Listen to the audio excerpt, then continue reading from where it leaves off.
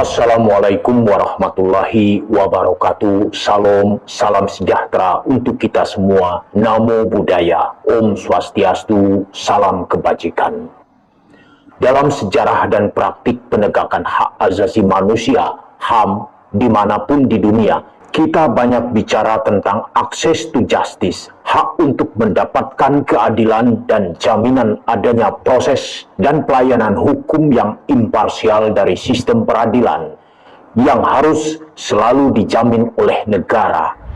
Bukan saja ini menjadi suatu isu penting di dalam yurisdiksi hukum rezim otoritarian, negara terbelakang atau negara yang sedang berproses menjadi lebih demokratis, tetapi juga penting dan masih terlihat di negara-negara maju yang sudah mempraktikkan demokrasi ratusan tahun.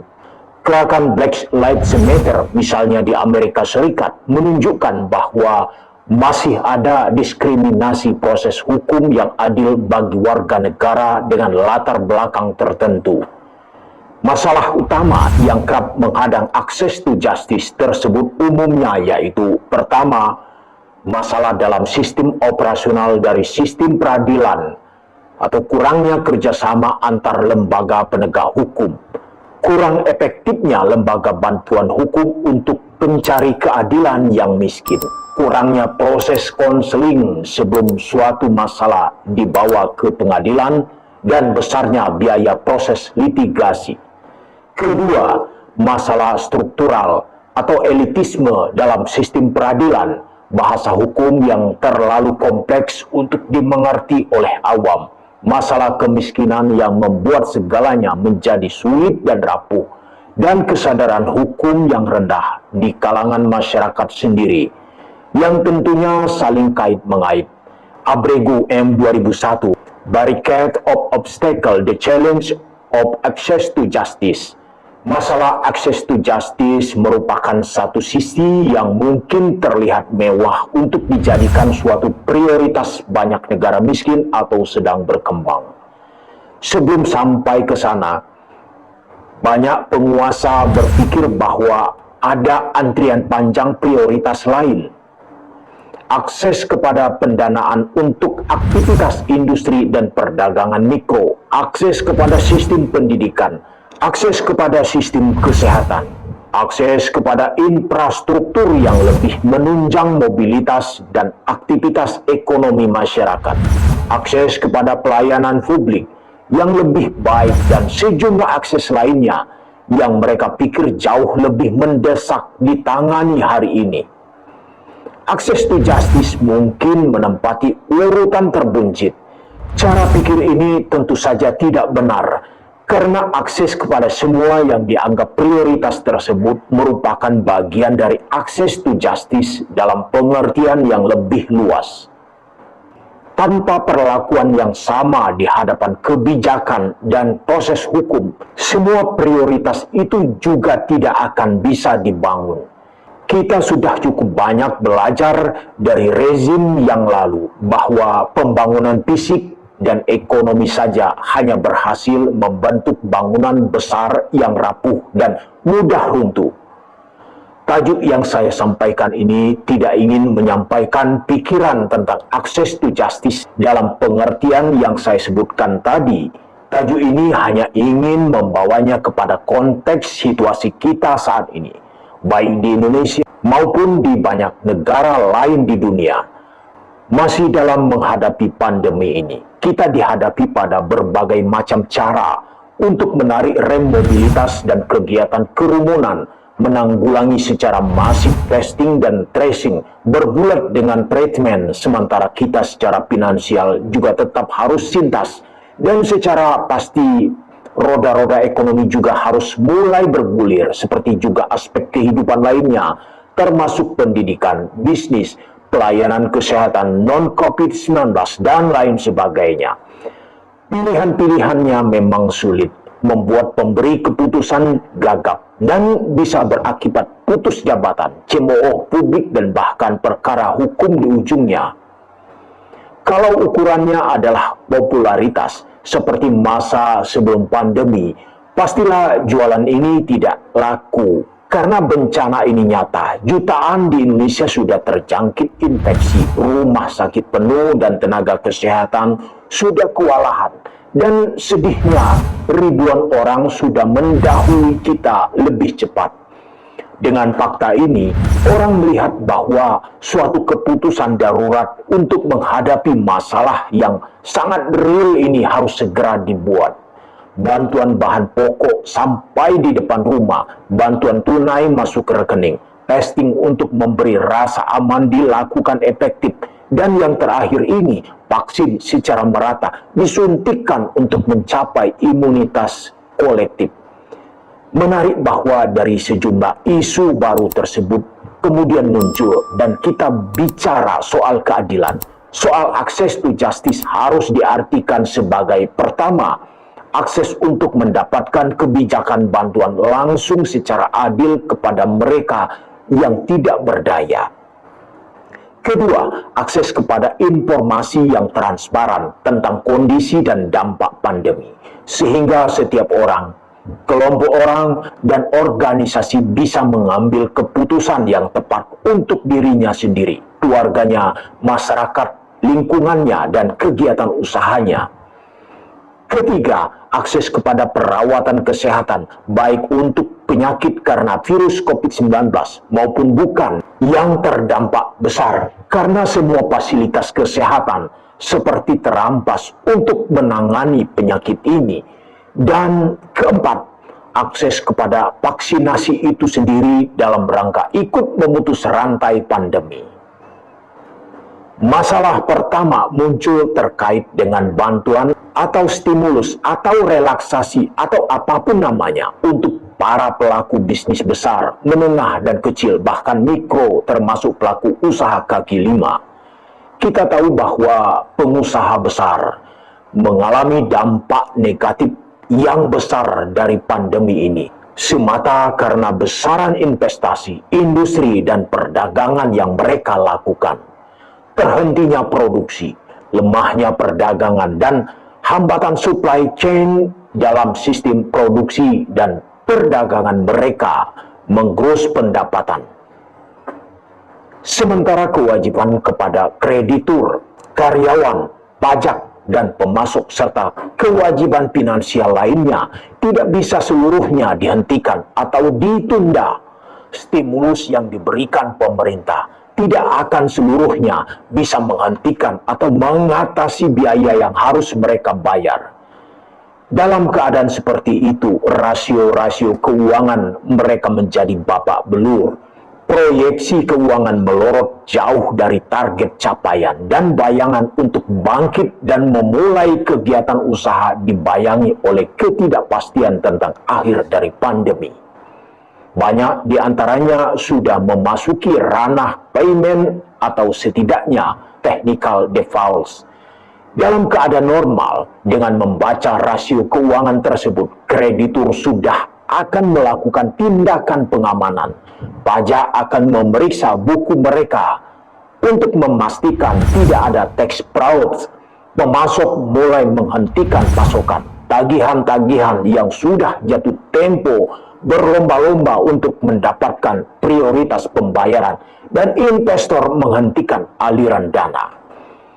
Bukan tidak mungkin bayangan akan dilakukannya tindakan hukum, termasuk tindakan memailitkan, sudah mulai muncul. Hanya saja perlu diingat bahwa dalam banyak krisis kita mendengar kebangkrutan dari banyak perusahaan, sehingga mereka menjadi sasaran akuisisi yang sering sekali hostil atau dibiarkan mati untuk berbagai macam alasan, apakah itu merupakan bentuk suatu penghukuman atau suatu tindakan mengurangi persaingan usaha. Akan tetapi jarang kita mendengar orangnya, pemegang saham pengendalinya, pengusahanya pribadi, atau kekayaan keluarganya juga ikut ludes atau bangkrut. Simpanan atau aset mereka masih lebih dari cukup untuk hidup baik di atas rata-rata kelas menengah, dan bahkan banyak yang masih mencukupi untuk bekal bangkit kembali setelah pandemi selesai. Pengusaha yang baik dan punya integritas tinggi sedapat mungkin akan meneruskan usahanya dalam skala yang mereka mampu lakukan, membayar kewajiban pajak dan kepada kreditur serta karyawannya, tentu dengan berbagai variasi restrukturisasi yang dapat diterima oleh stakeholders mereka. Yang lainnya memilih menghentikan semua kewajibannya, tertahan dengan simpanannya, dan tidak terlalu pusing dengan reputasinya.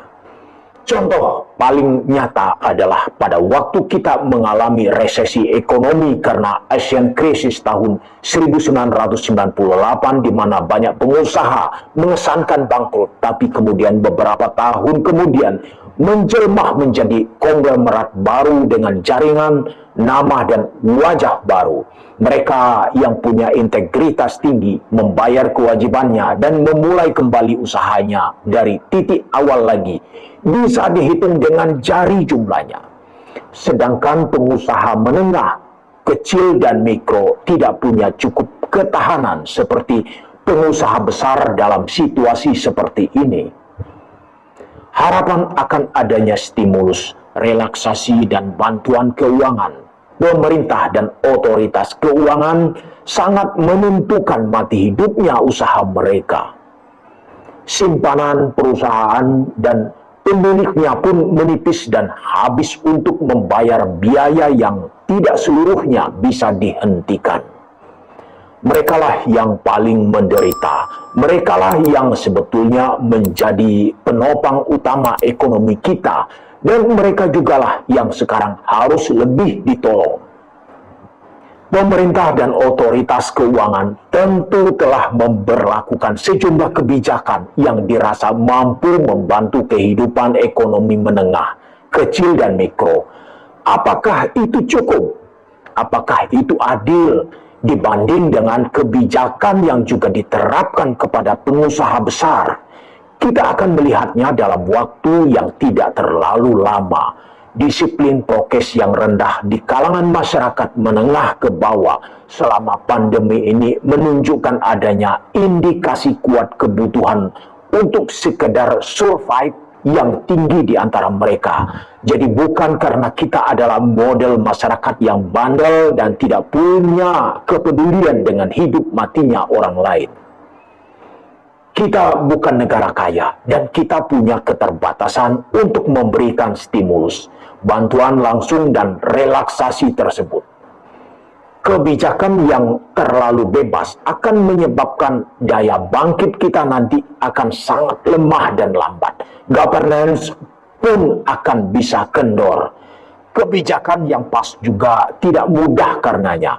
Di sini sekali lagi diperlukan keadilan terhadap kebijakan akses bantuan, stimulus, dan relaksasi tersebut. Masalah kedua yang muncul adalah akses terhadap informasi publik yang transparan. Seseorang, kelompok orang, suatu organisasi, dan perusahaan tidak akan mampu membuat keputusan yang tepat menghadapi pandemi yang diperkirakan oleh para ahli akan masih berlangsung 2-3 tahun lagi tanpa akses informasi yang baik. Kita pernah mendengar bahwa Menteri Kesehatan tidak akan menggunakan data dari departemennya sendiri, tetapi akan menggunakan data dari KPU dari pemilu tahun 2019 yang lalu, hal yang sudah banyak diusulkan di awal pandemi. Bisa dibayangkan kalau departemen yang paling bertanggung jawab untuk menanggulangi pandemi tidak punya data yang bisa diandalkan untuk menyusun tindakan-tindakan kedaruratannya. Kesalahan penggunaan data bisa menyebabkan kesalahan fatal yang mengambil banyak korban. Karenanya bisa dimengerti betapa frustasinya Menteri Kesehatan sebagai sarjana teknik dan mantan bankir yang sangat percaya kepada kebijakan berbasis data yang akurat menghadapi kondisi ini.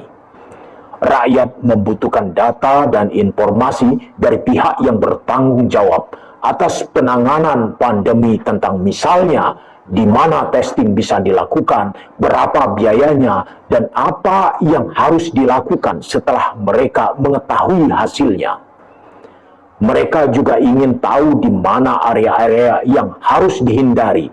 Mereka juga membutuhkan informasi di mana rumah sakit atau tempat pelayanan kesehatan lain yang bisa memberikan fasilitas karantina dan perawatan mereka yang terdeteksi positif infeksi virus ini. Siapa yang harus membayar? Berapa yang harus dibayar? Kalau tidak gratis, apa obat yang direkomendasikan? Di mana bisa diperoleh? Dan sebagainya. Kebijakan yang kita dengar, pemerintah membebaskan para penderita virus ini dari biaya karantina dan perawatan di rumah sakit. Tetapi kita juga membaca berita bahwa banyak pasien harus mengeluarkan ratusan juta untuk mendapatkan perawatan kesehatan. Bisa saja itu karena biaya perawatan atas masalah kesehatan mereka yang lain bersamaan dengan perawatan infeksi COVID-19. Kejelasan itu yang rasanya belum terlalu publik. Mereka juga membutuhkan informasi tentang lapangan pekerjaan atau usaha apa yang masih terbuka kesempatannya di masa pandemi. Produk apa saja yang dibutuhkan oleh pasar, insentif apa yang bisa mereka dapatkan untuk proses produksi dan pemasaran produk mereka, dan lain sebagainya. Mereka yang mempunyai alat untuk mendapatkan informasi daring, mereka yang biasanya menggunakan itu, dan mereka yang mampu mengolah informasi tersebut tentu saat ini bisa mengakses informasi bermanfaat itu. Bagaimana dengan mayoritas yang tidak memiliki akses tersebut?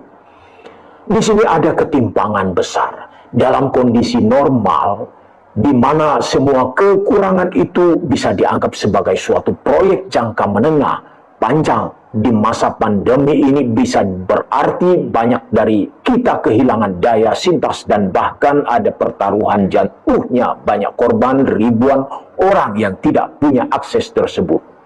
Sebagai orang Indonesia, kita punya perasaan, kita punya daya tahan dan resiliensi terhadap itu semua.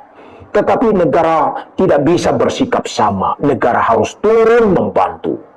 Masalah ketiga, kita ambil contoh negara Indonesia yang sedang menghadapi pandemi COVID-19, di mana banyak masyarakat miskin yang memerlukan pertolongan. Bahwa dalam hal ini yang sangat perlu ditangani segera adalah akses yang adil untuk mendapatkan perawatan kesehatan di rumah-rumah sakit dan tempat pelayanan kesehatan lainnya. Kita mengalami keterbatasan jumlah orang yang bisa ditampung di tempat-tempat tersebut. Bukan hanya karena jumlah orang yang terinfeksi menjadi sangat tidak terkendali, tetapi juga karena infrastruktur pelayanan kesehatan kita yang tidak dibangun dengan baik sebelum pandemi. Jumlah tempat tidur untuk mereka yang sanggup membayar lebih besar dari jumlah tempat tidur dari mereka yang tidak mampu membayar.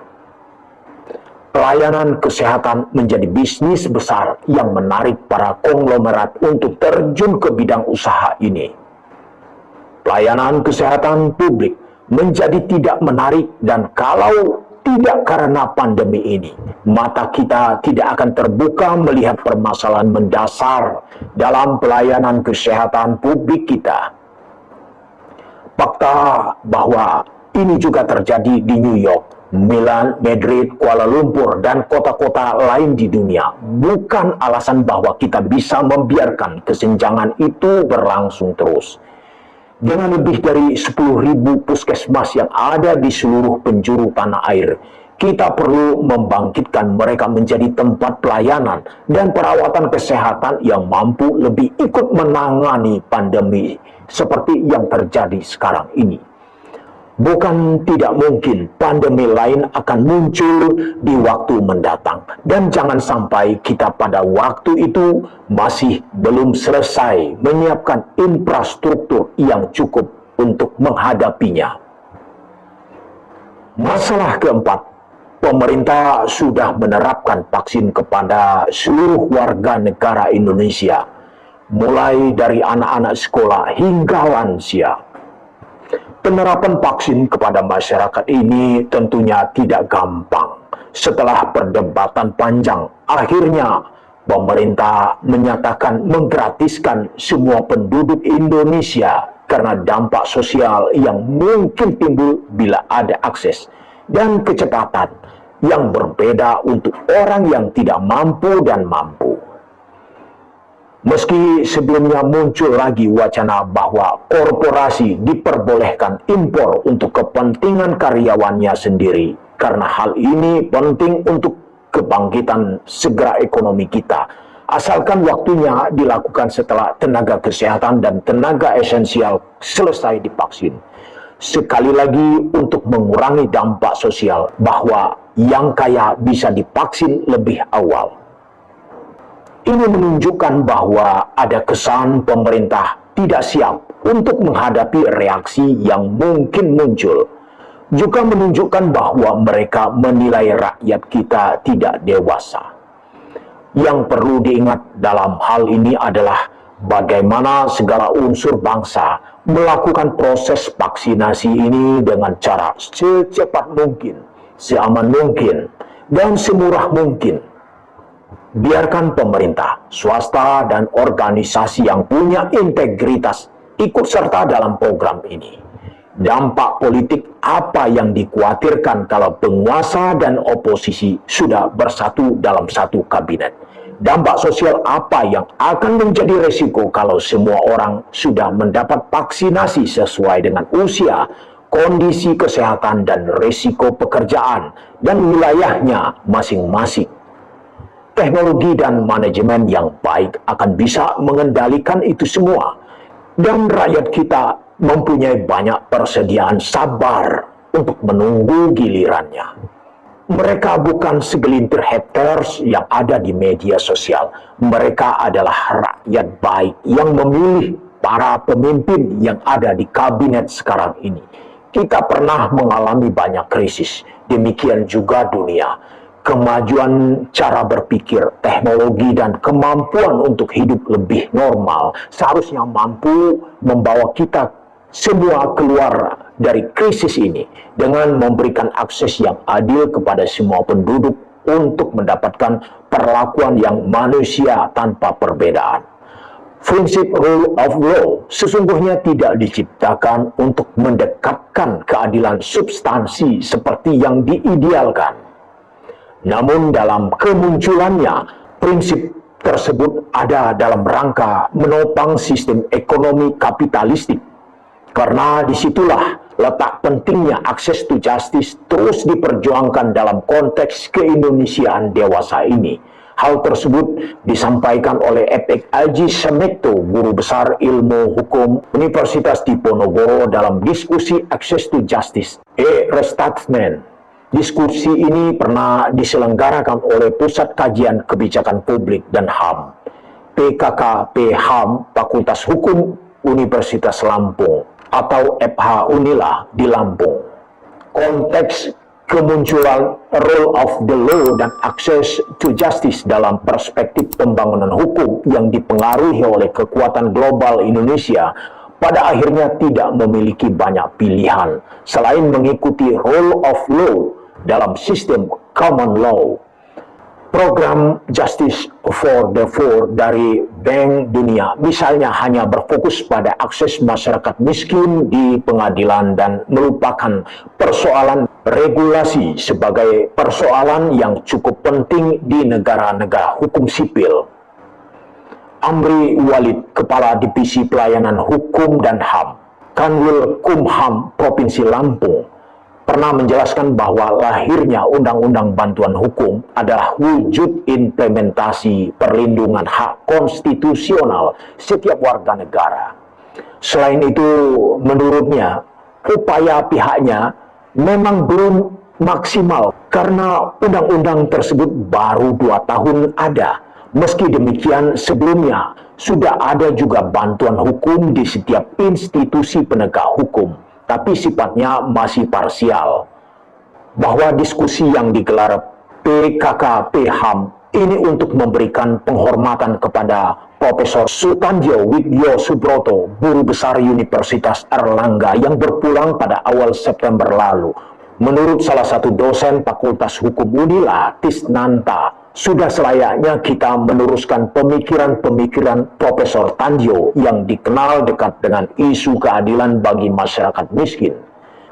Pemberian bantuan hukum merupakan salah satu cara untuk mewujudkan akses to law and justice bagi rakyat miskin yang diberikan oleh negara atas amanat dari konstitusi.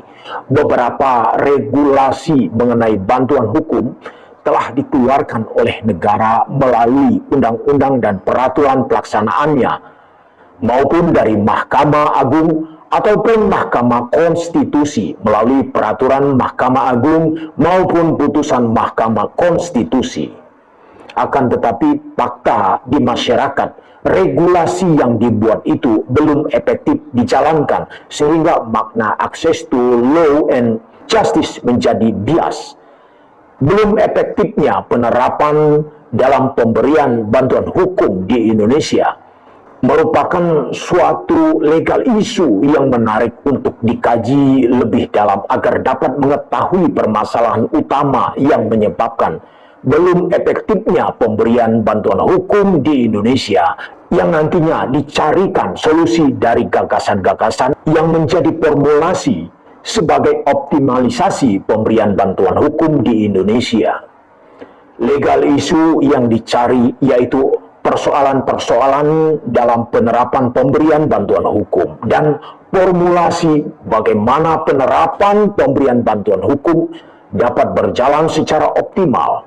Berdasarkan beberapa hasil penelitian, terdapat beberapa persoalan-persoalan dalam penerapan pemberian bantuan hukum di masyarakat yang menjadikan pemberian bantuan hukum bagi rakyat miskin menjadi belum efektif. Oleh sebab itu, diperlukan suatu optimalisasi pemberian bantuan hukum bagi rakyat miskin yang menjadi suatu gagasan untuk menjawab persoalan tersebut untuk mewujudkan akses to law and justice bagi rakyat miskin. Perlindungan dan pengakuan hak asasi manusia dari setiap individu atau warga negara merupakan suatu kewajiban bagi negara sebagai konsekuensi logis dari penetapannya sebagai negara hukum. Indonesia merupakan negara hukum. Pasal 1 ayat 2 Undang-Undang Dasar tahun 1945 yang memiliki kewajiban untuk melakukan perlindungan dan pengakuan akan hak asasi manusia dari setiap individu atau warga negaranya.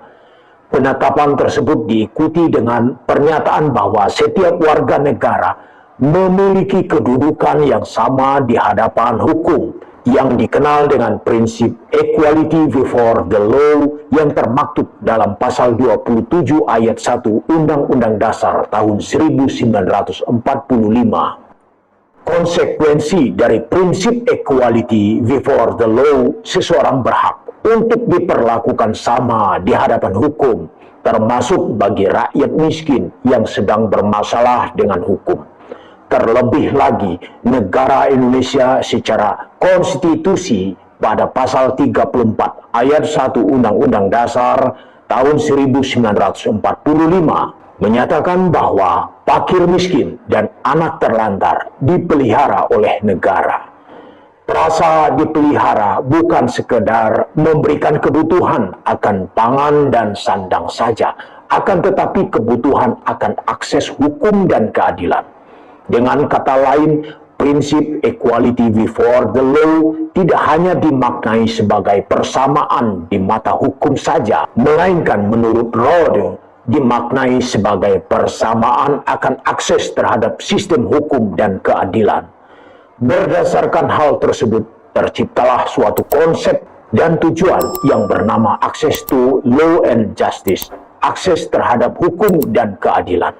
Berdasarkan prinsip tersebut dan tujuan akses to law and justice, pemerintah Indonesia mengeluarkan suatu regulasi untuk merealisasikan Prinsip dan tujuan tersebut melalui Undang-Undang Nomor 16 Tahun 2011 tentang Bantuan Hukum. Selanjutnya disebut Undang-Undang Bantuan Hukum. Substansi dari regulasi tersebut mengharuskan para penegak hukum, terutama advokat, sebagai pemberi bantuan hukum untuk memberikan bantuan hukum secara cuma-cuma bagi rakyat miskin di Indonesia. Terlebih lagi, kewajiban tersebut merupakan kewajiban secara normatif bagi advokat sebagai officium nobil atau profesi mulia dan amanat dari Undang-Undang Nomor 18 Tahun 2003 tentang advokat. Selanjutnya disebut UU Advokat, untuk memberikan pembelaan bagi setiap orang ketika bermasalah dengan hukum tanpa memandang latar belakang individu, ras, etnis, keyakinan politik, strata sosial, ekonomi, dan gender. Berdasarkan hal tersebut, hak untuk mendapatkan bantuan hukum bagi rakyat miskin merupakan salah satu tujuan dari access to law and justice. Berbicara mengenai prinsip equality before the law, hak asasi manusia dan access to law and justice merupakan suatu hal yang mudah dan menyenangkan. Akan tetapi ketika dalam tataran praktik realitas masyarakat, hal itu semua akan menjadi tamparan telak. Realitas dalam masyarakat mengenai equality before the law, hak asasi manusia dan access to law and justice sama sekali tidak seperti apa yang dibicarakan. Hal itu semua hampir tidak terlaksana, diabaikan dan dilanggar secara terang-terangan, baik dari pemerintah, penegak hukum, atau bahkan sampai kepada para pencari keadilan.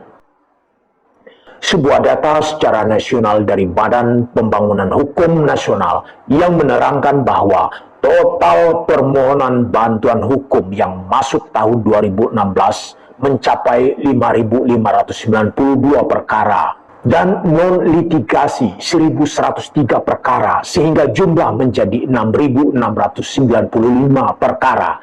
Dari jumlah itu yang diterima 3.335 perkara dan ditolak 797 perkara. Artinya perkara yang ditanggapi dijumlahkan menjadi 4.132 perkara.